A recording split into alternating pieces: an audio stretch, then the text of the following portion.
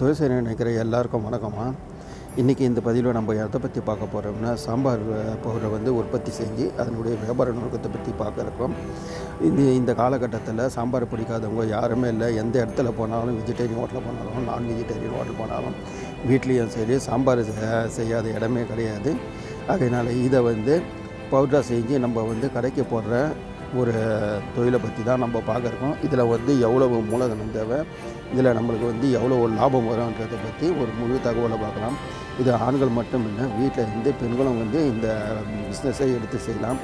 இதுக்கு வந்து full time தான் எடுத்து செய்யணுன்றது கிடையாது. பார்ட் டைமாகவும் இந்த பிஸ்னஸை நீங்கள் எடுத்து தாராளமாக செய்யலாம். நம்ம சேனலில் வந்து தொழில் பற்றின பல தகவல்களை கொடுத்துட்டு வரோம். அந்த வகையில் உங்களுக்கு ஏதாவது தொழிலை பற்றி விவரங்கள் தேவை அப்படின்னு நீங்கள் நினச்சிங்கன்னா, அந்த தொழிலை பற்றி உங்களுக்கு ஒரு சில கருத்துக்களை நாங்கள் வந்து பதிவில் காத்துட்டு இருக்கோம். அதை வந்து என்ன தொழில்ன்றதை பற்றி எங்களுக்கு கமெண்ட் பாக்ஸில் நீங்கள் தாராளமாக தெரிவிக்கலாம். என் பேர் வரதராஜன். இது பிஸ்னஸ் மெட்ராஸ். நம்ம சேனலுக்கு நீங்கள் ஃபஸ்ட் டைம் வந்தவங்களா இருந்தீங்கன்னா சப்ஸ்கிரைப் பண்ணிங்க.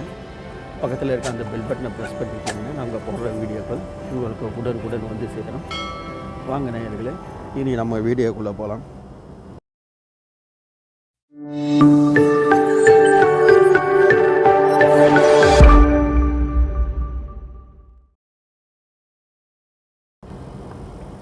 இங்கே பாருங்கள் நண்பர்களே, இந்த காலகட்டத்தில் சாம்பார் பிஸ்னஸ் எடுத்து செஞ்சால் நல்ல வந்து லாபம் கிடைக்குமான்றது வந்து ஒரு சின்ன டவுட் இருக்கலாம் உங்களுக்கு. நம்ம மார்க்கெட்டில் நிறைய பார்த்துருப்போம் இந்த ப்ராடக்டை. எல்லா ப்ராடக்டும் நல்லா இருக்குதுன்ற ஒரு கான்செப்ட்டு கிடையாது.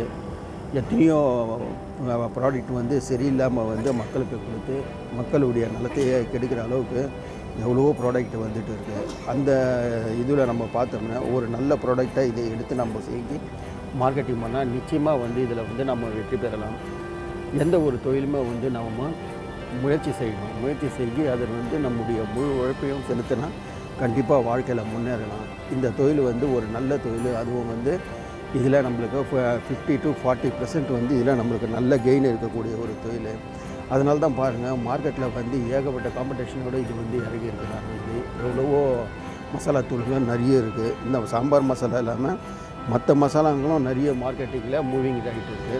நீங்கள் என்ன பண்ணுறீங்கன்னா, முதல்ல இந்த சாம்பார் பவுடரை வந்து உற்பத்தி செஞ்சு ஃபஸ்ட்டு கடைங்களுக்கு போட முடியும். இந்த ஹோட்டலுங்களை வந்து பிடிங்க.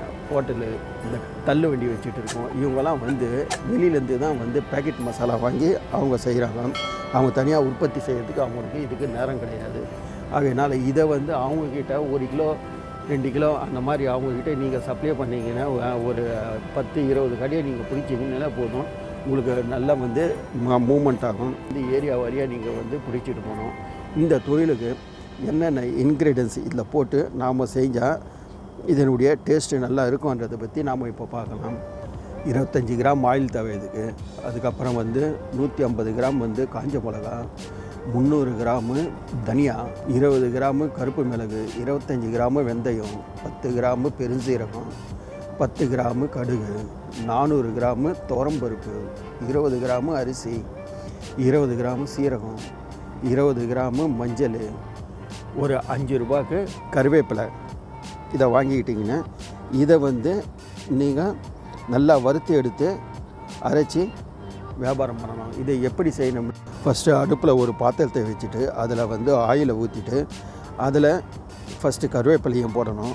அதுக்கப்புறம் கடுகு, காஞ்ச மிளகா இதெல்லாம் நல்லா வறுத்து எடுத்துக்கிட்டு துவரம்பருப்பு, வெந்தயம், அரிசி, சீரகம், மிளகு இதெல்லாம் வந்து தனித்தனியாக ட்ரையாக நல்லா வறுத்து எடுத்துக்கிட்டு பொன்னிறமாக ஓரளவுக்கு இதெல்லாம் மொத்தமாக சேர்த்து நீங்கள் மிக்சிலேயோ இல்லைன்னா வந்து கடைகளில் மாவு மிஷின் இருக்கும், மாவு மிஷினில் கொடுத்து இதை அரைச்சி எடுத்துகிட்டு வந்து இதை ஒரு கிலோ பேக்கெட்டாக போட்டு நீங்கள் மார்க்கெட்டிங் பண்ணலாம்.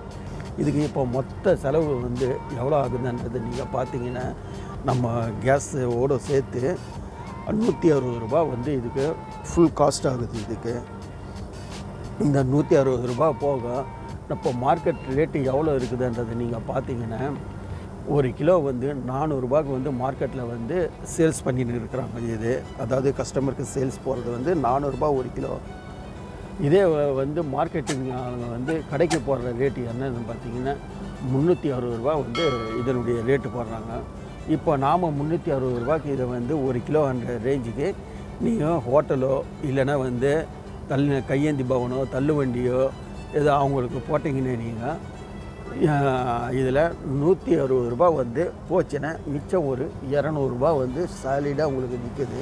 இந்த 200 ரூபாவில் வந்து உங்களுக்கு ஒரு நாளைக்கு 10 கிலோ நீங்கள் இதை வந்து சேல்ஸ் பண்ணிங்கன்னா உங்களுக்கு 2000 ரூபா ஒரு நாளைக்கு ஃபஸ்ட்டு ஸ்டார்டிங்லேயே உங்களுக்கு வந்து கிடைக்கக்கூடியது. நம்ம போடுற செலவுன்றதை பார்த்தீங்கன்னா நீங்கள் 1 கிலோவுக்கு வந்து 160 ரூபானாக அப்போ 10 கிலோக்கு எவ்வளோ 1600 ரூபா நீங்கள் வந்து முதலீடு வந்து போடுற மாதிரி இருக்கும் இதுக்கு ஸ்டார்டிங்கில். அது இல்லாமல் வந்து ஸ்டார்டிங் உங்களுக்கு வந்து ஒரு 5000 ரூபா இந்த கையில் வச்சுக்கின்னு இந்த பிஸ்னஸை நீங்கள் வீட்டிலேருந்தே தொடங்கலாம். இது கொஞ்சம் கொஞ்சமாக நீங்கள் என்ன பண்ணணும்னா ஒரு 50 கிராமு 100 கிராமு 200 கிராமு ஒரு 500 கிராமு இந்த மாதிரி பேக்கெட்லலாம் போட்டு நீங்கள் ஒரு பிராண்டை போட்டு அதை வந்து கொஞ்சம் கொஞ்சமாக வந்து மார்க்கெட்டிங்கில் வந்து கடைகளில் சூப்பர் மார்க்கெட்டில் எல்லாத்துலேயும் நீங்கள் சேல்ஸ் பண்ணலாம். இது இல்லாமல் வந்து அமேசானில் போடுங்க, சோஷியல் மீடியாவில் வந்து போடுங்க, வாட்ஸ்அப்பில் வந்து உங்களுடைய ப்ராடக்டை பற்றி வந்து ப்ரொமோட் பண்ணுங்கள். இந்த மாதிரி லைனாக ஒவ்வொன்றா நீங்கள் செஞ்சுட்டு வந்தீங்கன்னா நிச்சயமாக வந்து இந்த பிஸ்னஸில் வந்து முன்னேறலாம்.